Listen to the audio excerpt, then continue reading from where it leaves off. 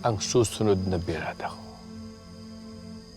Sisiguruhin kong tatama na sa leg mo. Wag!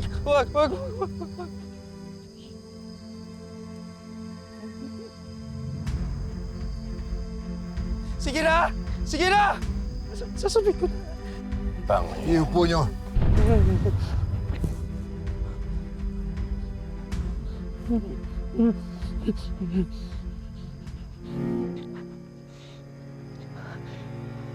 Si Calvin.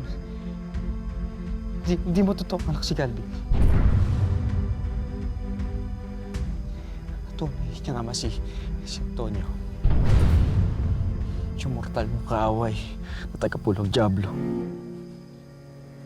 Pinagpalit niya si Calvin sa totoo mong anak kay Hilda nung mga sanggol pa lang. Ito lang ang paraan para iligtas ang anak ko. Lalaki siya sa kamay ni Edgardo Magallanes. At balang araw, babalik ako para bawiin ang anak ko.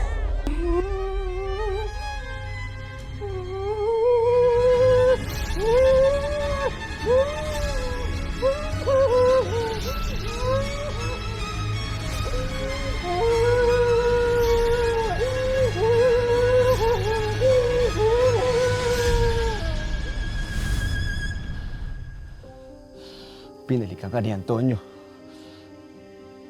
At sisirain kayo ni Antonio. Sisirain kayo ni Elias.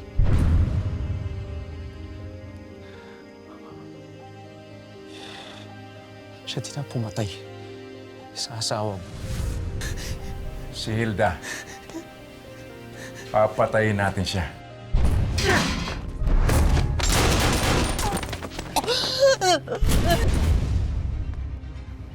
Bitawan mo ang asawa ko. Kagaya ng ginawa ni Calvin nung nagtanggap siya si Black Rider.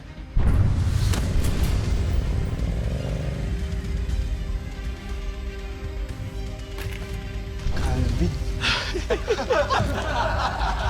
Basta plano, ha? Imposibleng sablay.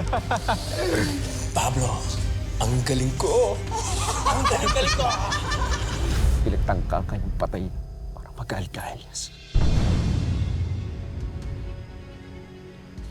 At ngayon, kampihan si Calvin at Antonio kay President William Romero. Mas lumakas ang puwersa nila para patayin si Elias. Walang kasalanan si Elias. Inosente ang anak mo.